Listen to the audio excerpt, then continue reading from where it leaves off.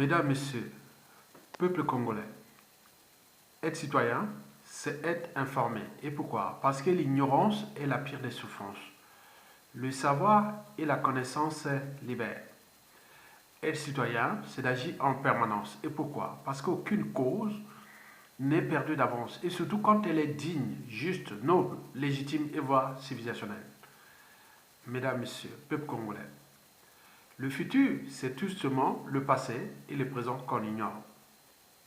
Je vous informe que le dictateur Denis Sassou Nguesso, aux abois, à bout de souffle, au bout du rouleau, veut mettre le Congo à feu et à sang. Veut mettre le Congo à feu et à sang pour sauver sa tyrannie, qui est déjà agonisante, en mort clinique, où sa chute est inévitable. Donc, au moment où nous cherchons à le faire partir, mais lui, il n'en veut même pas entendre raison à cela. Donc, il s'y prépare. Donc, c'est lui dictateur à vie où le Congo a feu et à sang. Et ce que nous venons d'en apprendre, Sassou Nguesso veut mettre le Congo à feu et à sang pour pouvoir conserver sa tyrannie. Et aujourd'hui, 3 options sont sur la table. Et c'est ce que je vais vous expliquer. C'est des sources fiables. Et donc, pour commencer, je vous informe qu'on apprend toujours des autres. Et pour commencer, je vais vous laisser entendre euh, euh, le message que Félix Tshisekedi, alors candidat au présidentiel de 2018 en République démocratique du Congo, parlait déjà de Joseph Kabila. Je vous dis que l'histoire a tendance à se répéter. Et donc les 3 scénarios que Joseph Kabila avait déjà préparés, Sassou Nguesso veut prendre ces 3 scénarios et qui aujourd'hui, la première option est d'abord de foutre le bazar dans ce pays, c'est-à-dire le mettre à feu à sang. Et vous allez comprendre pourquoi. Écoutez, ce que Félix Tshisekedi disait déjà à l'époque. Et après, nous reviendrons pour... Je dois vous révéler à nos compatriotes, à toute l'opinion internationale, que Joseph Kabila a 3 plans dans sa gibecière. Le premier, déjà, au départ, il n'a aucune intention de quitter le pouvoir. Et donc, pour ça, il a déployé 3 stratégies, 3 plans. Le premier, c'était, je pense de ça au passé, parce que je ne crois plus qu'il va oser le tenter, c'était le référendum. Là, sa mission était de tuer l'accord, de rendre donc la situation illisible et de venir avec le référendum. On lui a dit, s'il est capable d'organiser un référendum, c'est qu'il peut organiser des élections. Parce que les référendums sont à quelque part des élections. Donc ça a battu son plan en brèche. Le deuxième, c'est la stratégie du chaos, celle qui consiste à jouer aux pompiers pyromanes. Il met le feu, il n'y a plus d'interlocuteurs, il n'y a plus de possibilité d'intervenir, il met la MONUSCO dans de graves difficultés et il réapparaît maintenant comme la seule carte à même de pacifier le pays, etc. Ça, c'est le plan qu'il est en train de jouer aujourd'hui, dont on parlera. Parce que ce plan est en passe d'échouer. Et donc, lorsque ce plan échouera, il sortira le troisième, qui est le scénario que nous appelons à la Poutine. Ça, évidemment, ça consiste à garder le contrôle du processus électoral, ce qu'il fait toujours jusqu'à aujourd'hui, pour ensuite mettre un pantin qu'il aura choisi et qui va lui chauffer le siège pendant qu'il va se mettre un peu de côté. Et ce sera ce pantin qui sera le président de la République pour organiser évidemment son retour. Voilà les 3 axes sur lesquels Joseph Kabila est en train de se déployer. Mesdames, Messieurs, peuple congolais, c'est un peu pareil. C'est la photocopie de ce qui va se passer. En réalité, pour la RDC, il y a eu d'abord la pression des puissances économiques et aussi de la situation géopolitique nationale qui n'est pas la nôtre. La nôtre, ça soit divisée en nord-sud, vous le savez très bien, mais la RDC, c'est une mosaïque de groupes ethniques, hein, depuis les Ubangiens, les Ngala, les Congo, les Swahili, les Katanga. Donc, il y en a plein. Mais nous, c'est nord-sud. Vous avez tout compris. Donc, on apprend toujours des autres. Donc, Sassou Nguesso, aujourd'hui, aux abois, il paraît que les problématiques de l'élection présidentielle de 2021 et tout ce que Sassou Nguesso organise aujourd'hui va être la photocopie de ce que Joseph Kabila avait tenté de le faire, mais il a réussi quand même le troisième plan et qui est aujourd'hui en train d'être démasqué. Qui celui que Joseph Kabila avait choisi pour le placer là, qui est aujourd'hui Félix Tshisekedi, qui avait déjà compris ce jeu et donc qui est en train de tourner oui, le coup contre Joseph Kabila lui-même. Donc la situation est problématique pour les Kabila en ce moment en République démocratique du Congo. Mesdames, Messieurs, peuple congolais. Donc pour les dictateurs Denis Sassou Nguesso, voici le plan. Le plan, c'est que aujourd'hui, on va tenir jusqu'en 2021, parce que c'est leur constitution, que ce soit par les intimidations, la diversion et tous les autres, c'est-à-dire arriver à consommer d'abord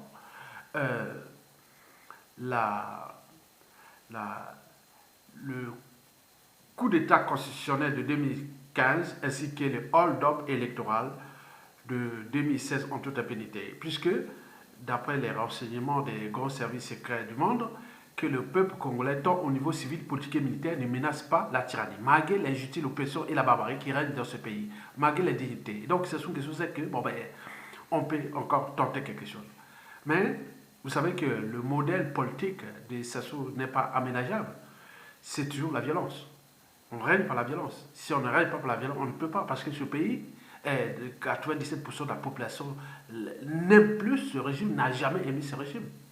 Et donc, ils sont là, ils sont aux abois. Donc, voilà le scénario. Sassou veut mettre le Congo à feu et à sang. Donc, d'après l'informateur et la source, ça sera le même scénario. C'est-à-dire, aller jusqu'en 2021, étant donné que le pays est en faillite, surendetté, il n'y a pas d'argent.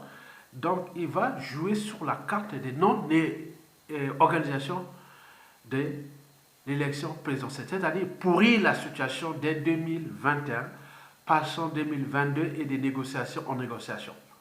Donc, rendre la présidentielle de 2021 illisible. Donc, pour ceux qui parlent de présidentielle 2021, en réalité, Sassou ne fait confiance à personne.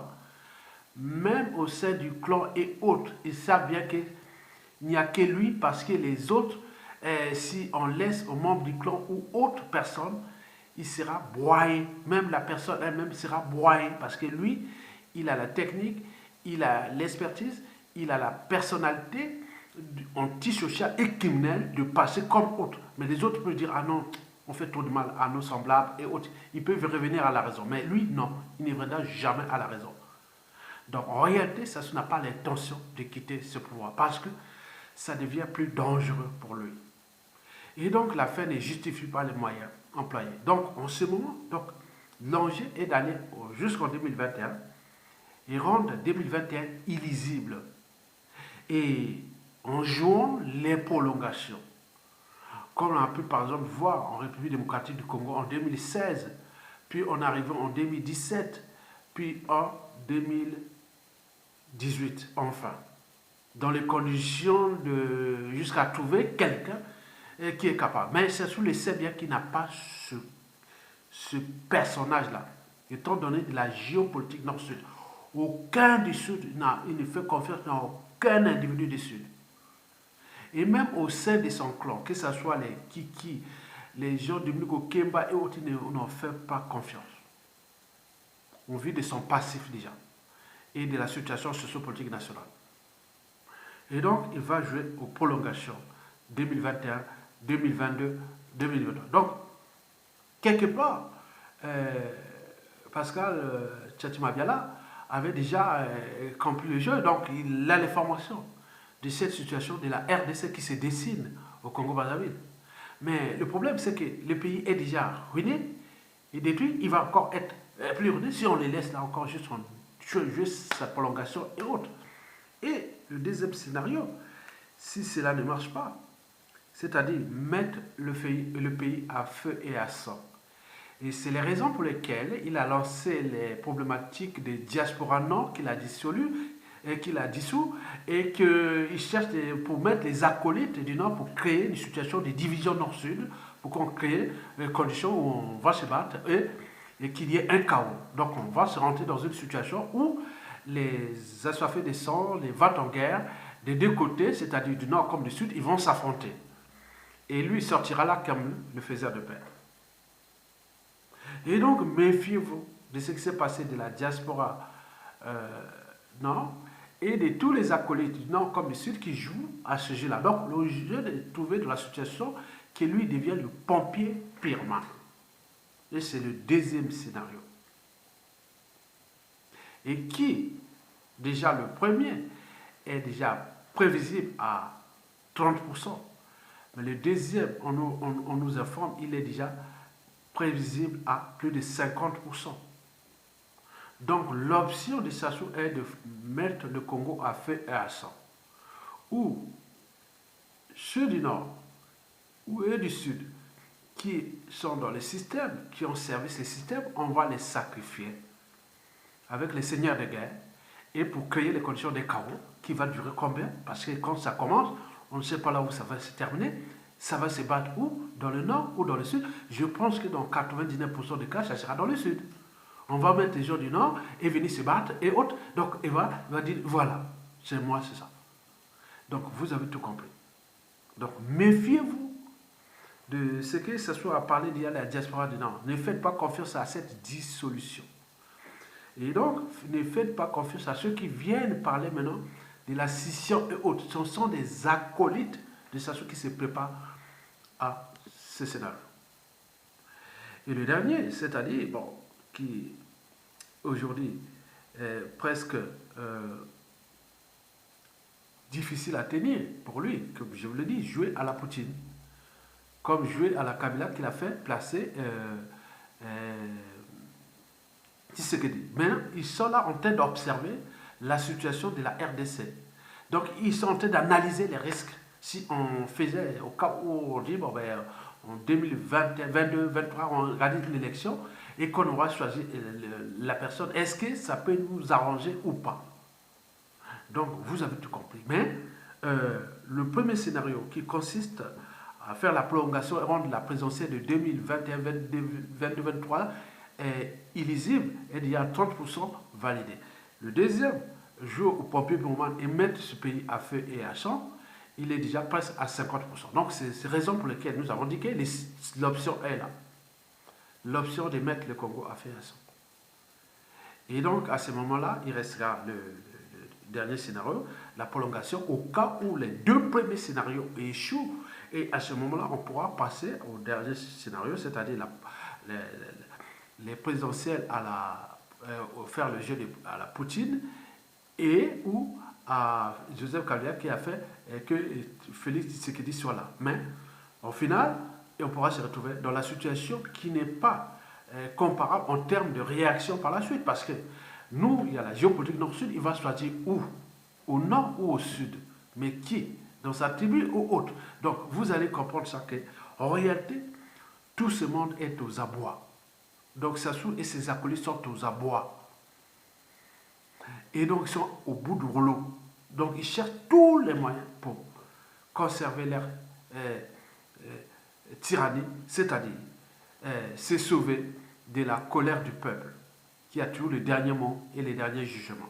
Et surtout quand la justice est rendue par le peuple, Elle peut être à la fois juste et brutale. Et donc, ça soit déjà fait la lecture de la chute de la dictature et qui voit que la situation géopolitique n'est pas favorable à sa tyrannie.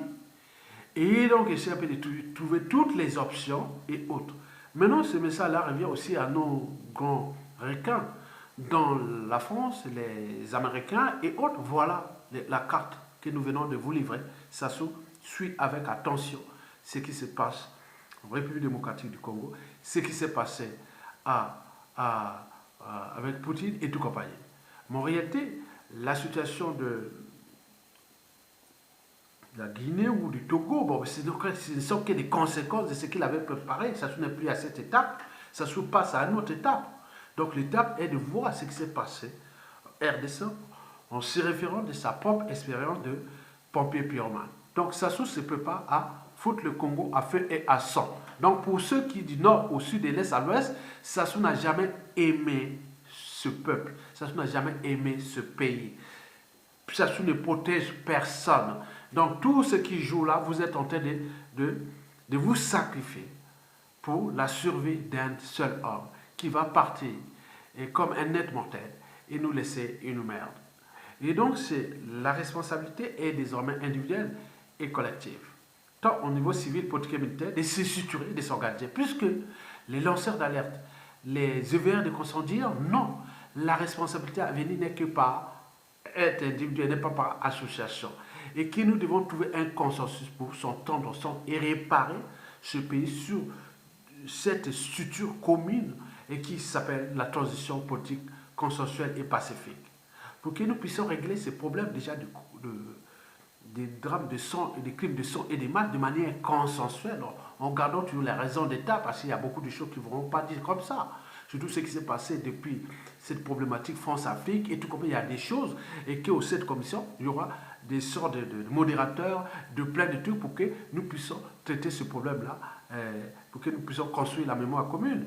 Les problèmes de biens mal acquis, des contentieux historiques et de contrats et autres seront mis dans un cadre aussi du droit et des intérêts de notre peuple. Et ça, il n'y a pas de problème. Il y a ceux qui ont volé, qui ont ramené tous leurs magots au pays et ils sont laissés tranquilles. Et donc, là, il n'y a pas de problème. Le problème va se poser seulement au niveau des crimes de sang et des masses. Il y a ceux qui vont aller pour l'intérêt général, qui ont dit la vérité, et d'autres qui vont aller certainement pour des peines de prison. Ça, c'est vrai, il faut rendre justice, parce qu'à un moment donné, quand on a commis des crimes, on ne va pas rester l'impunité. Donc, c'est ça. Allez faire la prison dans les conditions de dignité, et il n'y a pas de problème. Après, vous sortez, bon, vous avez payé votre peine. Et donc, ça permet aussi que demain, on ne vienne pas vous toucher comme ça. Parce que demain, ces gens qui vont vous toucher comme ça, ils pourront aller aussi en prison. Donc, pour cette situation-là, nous passerons de ces problèmes de crimes de sang et de masse pour apaiser les Congolais. Après, les commissions bien mal acquis, contrats et tout compris pour renfler les caisses d'État et repenser, mettre la machine de production en marche pour repenser le Congo. Après, il y a les troisièmes, les institutions nouvelles, et qu'il faut repenser une autre république avec un autre régime qui sera conventionnel en intégrant la synthèse de tout ce qui ont pensé pour les cadres de ce que nous interprétons à l'échelon culturel, que nous sommes dans un processus des républiques et des régions autogérées par les hommes tribales. Mais en attendant, il faut voir que nous sommes aussi dans... nous ne sommes pas seuls en monde, nous avons déjà la sous-région, la géopolitique sous-régionale, nous devons être en paix avec nos voisins. Donc il faudra trouver les mécanismes de sortie de ces dictatures et de tout ça qui nuisent gravement à l'évolution de la sous-région, le bassin du Congo qui est le plus riche du continent. Après, il faudra voir les problématiques africaines. N'oublions pas la France-Afrique, n'oublions pas les gros passants, la Chine, les États-Unis, et rester dans ce concert des nations. Nous ne voulons pas être des pays développés. Nous voulons être seulement libres, dignes et heureux chez nous, où on a à boire, à manger et se déplacer, se soigner, vivre et autres. C'est tout. Je cherche ça sert à quoi d'aller amasser des fortunes qui ne servent à rien. Donc nous devons avoir dans le sens de l'intérêt général, du partage, du vivre ensemble. Et tout ça, c'est un combat qui sera permanent. Et donc, vous avez tout compris. Donc, aujourd'hui, les options sont bien claires. Sassou Nguesso veut mettre le Congo à feu à champ pour sauver sa tyrannie. Donc, cette Premier message d'alerte que nous venons de vous envoyer.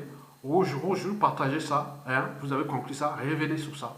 Donc c'est du vrai. Donc les bouleversements de la mairie de Brazzaville, ce sont que des prémices déjà de ce qui se prépare. Et donc, vous voyez déjà, il y a beaucoup de choses qui vont se passer. Donc, ils sont en avance dans le côté criminel ou criminogène ou antisocial ou autre trahison contre ce peuple, contre ce pays pour sauver leurs pauvres et pour autre, même jusqu'à combien de temps encore. Donc, nous ne devons pas laisser faire. Vous avez tout compris. Mesdames, Messieurs, peuple congolais, à bientôt et bon vent à tous. Je vous l'ai dit que seule la lutte libère. Oui, parce qu'aucun peuple ne s'est libéré par les émotions ni par les sentiments, encore moins par l'appartenance. Ils sont toujours libérés par la raison et le courage d'oser dire non et d'agir. Vous avez tout compris. Merci beaucoup.